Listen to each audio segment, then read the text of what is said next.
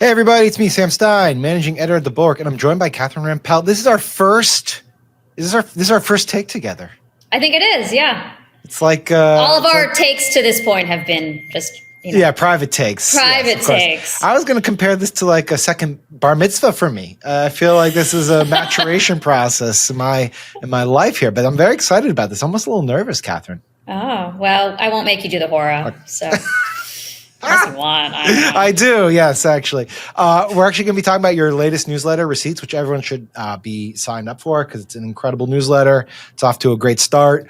This one was kind of funny because, I guess all of yours have kind of hit on personal interests, but this one I felt like you've been storing up a lot of data points for this, and it was about, I don't know, how do you describe it? Like weird bribery efforts to get on Trump's good side? Is that it? Yeah, it's basically all of the bullshit that companies are having to spend their time preoccupied with related to like appeasing Trump, right. Sucking up to Trump in various ways, things that they're doing instead of actual business stuff. Right. So that might mean something like coming up with a golden plaque for the president, as Apple did, or Switzerland came up with a gold Rolex clock. Yeah, I want to get into the ranking like the best suck-ups, but I also want to know, put this in the back of your mind. I want you to think about, by the end of this, if you were a foreign leader, let's say you're the president of whatever, Rampellistan, and you had to like ingratiate yourself with this White House. I want to know what you would give Trump, what you think would be the smartest gift. Don't say it yet. Hold on to that thought. I have an idea. Okay. But I also want to note that this is like not an isolated incident. You mentioned two, but even this morning, for instance, after you published your newsletter, before we recorded this take, Michael Dell, who is one of the richest people in the world, announced that he was donating something like $6.25 billion to, what are they called? Trump bonds or Trump accounts. Trump accounts. And they're like these accounts that kids get and they can accrue a bunch of interest over time. And, they're no longer called Trump accounts because I think the IRS didn't want them to seem too political. But the White House is just like going ballistic. They love it. They think it's great. They're going to pitch it as Trump accounts. And it's just like, this is another case of someone who has clear interest before the government doing things, making strategic investments that he or she knows will go a long way towards appeasing the president. Yeah.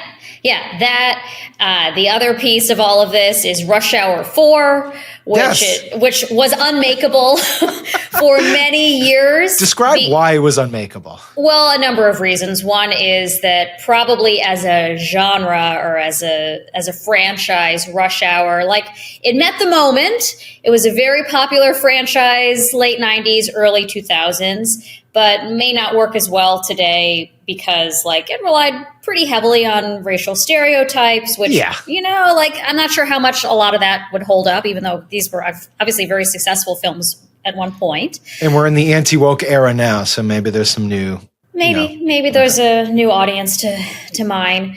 Also, Jackie Chan, who was half of the buddy cop duo, is 71, probably doesn't have quite the same kung fu prowess that he once did. Chris Darker hasn't headlined a film since 2007. Has it been that long? Jeez. And then the most damning piece of all of this is that the director of the franchise, Brett Ratner, has been unemployable since roughly 2017 when he was Me Too'd, when half a dozen women, including some relatively famous celebrities like Olivia Munn, came out and accused him of sexual harassment or sexual misconduct, sexual assault, various kinds of sex pestery.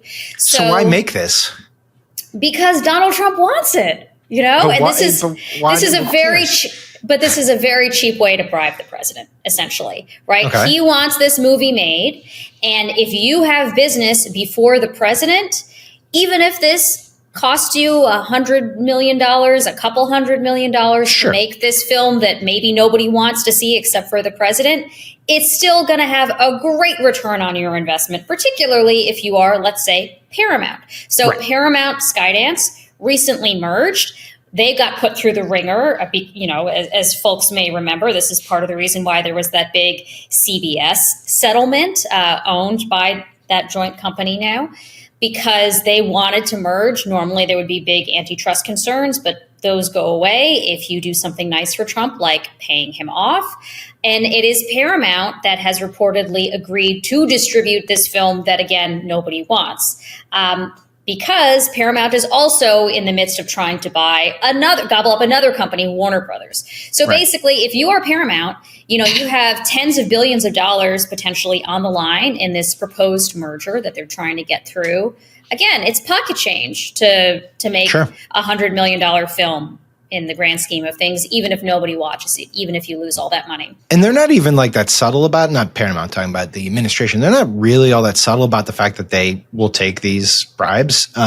So simultaneous to the announcement that Rush Hour 4 is in development, there's talk that the administration is a little concerned that Netflix might buy Warner Brothers because they think that's too much of a conglomerate. But they haven't really expressed any concern about Paramount, which, is more to their liking. So, well, Allison is like there are a whole bunch of reasons why they might get slightly different treatment than they otherwise would in another administration. And I guess the way that I think about this is like, obviously corruption of any kind is bad. Like you want the president to be making decisions based on what's good for the country, whether that means consumers or national security or whatnot, rather than what's good for his ego or his cinematic tastes or his pocketbook. So like in and of itself, that is bad. But there's another piece of all of this that I'm very interested in and that I've been exploring in various ways. That's about what does this mean for the economy, right? Well, let's talk about that. Bulwark Takes is sponsored by Aura Frames. This holiday season, I have a lot more gifts on my list than good ideas. If you're looking for something with a real personal touch, I have it on good authority that Aura Frames will crush it. The producer who wrote this ad attests that the Aura frames he gave his family were a hit last year. In fact, Sarah Longwell has one in her office that she swears by. I've seen it. Looks nice. You can upload unlimited photos and video. Just download the Aura app and connect to Wi-Fi. It's about that easy. You can preload photos before it ships and keep adding them anytime from anywhere. If you want to send your parents photos of the kids, you can load them right onto your Aura frame. Trust me, my Jewish parents love photos of my kids. Each frame comes in a premium gift box with no price tag. You can even add a personalized message for your recipient before the frame arrives. For a limited time, save on the perfect gift by visiting auraframes.com to get $35 off Aura's best-selling Carver matte frames, named #1 by Wirecutter. Use promo code BulwarkTakes at checkout. That's AURA frames.com, promo code BulwarkTakes. This deal is exclusive to listeners and frames sell out very fast. So order yours now to get in time for the holidays. Support the show by mentioning us at checkout. Terms and conditions apply. There's some good literature on this about how corruption actually is damaging from an economic standpoint. Can you unwrap that for us? Yeah. So there was a Nobel Economics Prize, technically a Nobel Memorial Prize in Economics that was awarded last year, 2024, for research looking at exactly this, that institutions and economic growth. And basically the research had found that when you have degradation of rule of law, when you have more corruption, you end up with worse economic outcomes. And that's because businesses are no longer businessing, right? They are focused on what appeases the political powers as opposed to how to develop more popular products, get new customers, increase their efficiencies, improve their management. Again, all of the things that companies should be doing in a healthy economy to make themselves profitable and via the invisible hand, grow the economy writ large. If everybody is trying to produce better products, you end up eventually with higher living standards.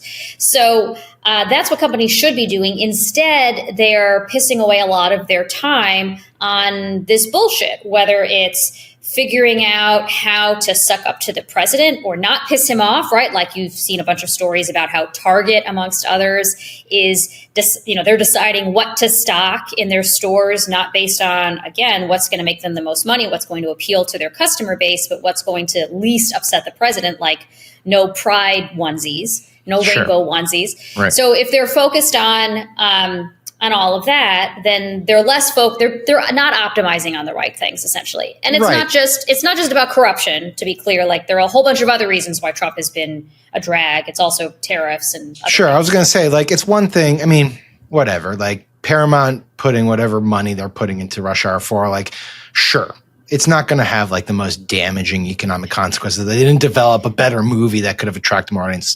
It's another thing when you have companies that have to do a bunch of bullshit and jump through a bunch of hoops to avoid tariffs, right? And that actually could have real economic impacts. And you wrote about that too, where it's like companies basically spend a lot of time having to, you know, stock up inventory or like hire lawyers or, you know, work lobbyists and things like that when they could be actually doing more efficient stuff. Your profit center, if you are a company, should never be the guy whose full-time job is monitoring Trump's Truth Social feed, right? And that's what this is.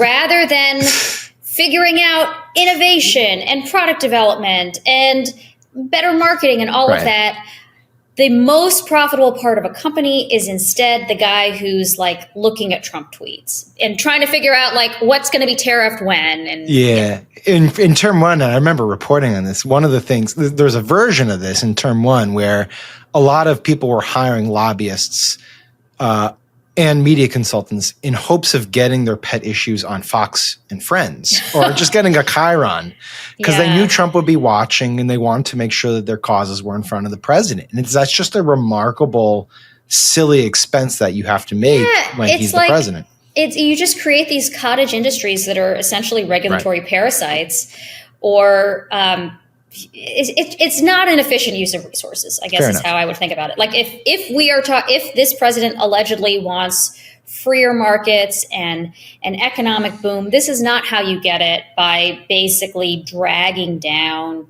companies with a bunch of nonsense that is not optimizing. Like, actually, a great example of both of these things that I'm talking about, with wasting time on bullshit relating to sucking up to the president and wasting time on tariffs, is Coca-Cola. So, wait, hold on. Before you get into it, because we're going to do this. I want to gamify this. I'm going to read the examples that you put in your piece, and then you got to rate your favorite one. Okay, I'm just going to read them. Okay. So I think this is going to be your favorite one because you've been obsessing on this one. But FIFA is issuing its first annual Peace Prize that it's going to reward soon. We obviously have the World Cup coming up in North America. The president of FIFA has said that Trump, quote, definitely deserves a Nobel Peace Prize. We're waiting to see who gets the first FIFA annual Peace Prize. First annual, yes. I'm sure this was not just an ad hoc thing. They're going to do it forever. We have Tim Cook giving Trump his 24-karat gold glass, which was amazing. You have the Coca-Cola Company, which you were just alluding to, bestowing upon Trump the, quote, first ever presidential commemorative inaugural Diet Coke bottle. We know Trump loves Diet Coke. These are also good. It's like rating your favorite child. South Korea gave Trump a gold crown after a recent No Kings protest. That's a nice touch.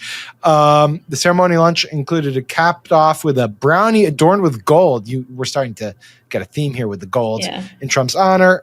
We have the Nixon Foundation giving Trump the Architect of Peace Award right around the time of the Nobel Peace Prize being awarded.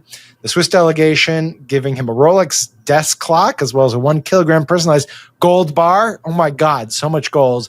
Trump has received Olympic medals, a luxury jet from Qatar, Egypt's Nile collar, UAE's Order of Zayed, I don't know what that is, an honorary silicone disc from NVIDIA, and a McDonald's fry cook pin.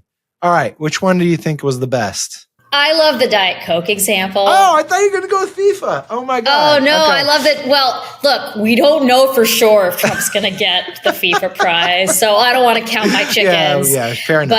But the Diet Coke, I don't know, the Diet Coke one is just so funny to me because the White House was clearly very excited about this. They tweeted it out as like, look at this amazing award that Donald Trump got, which is, it kind of reminds me of, there's this Simpsons reference that I'm going to bungle, but it's like the Montgomery J. Burns Award for Excellence in the Field of Excellence or something like that. I remember that it's like clearly a made up thing, and it's just there to suck up to the president. So he gets his Diet Coke award. Also, I'm a Diet Coke drinker, so maybe I'm just a little bit jealous. I know it's bad, but I drink a lot of Diet Coke, and I didn't get a personalized Diet Coke. So well, if the government relations arm of the Coca-Cola company is watching this, your next award should go to Catherine. All right, I asked you up front, like you're the leader of a country, you got to suck up to Trump. What are you giving him? I think a gilded Big Mac. That's pretty good. Yeah, I think good.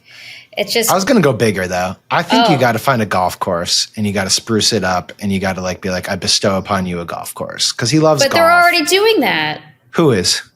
I don't know. He's developing golf courses. He's developing it as a business. But if you had like I don't know. Or business. Whatever. I think he's being given golf courses already. I think this is less innovative than you realize.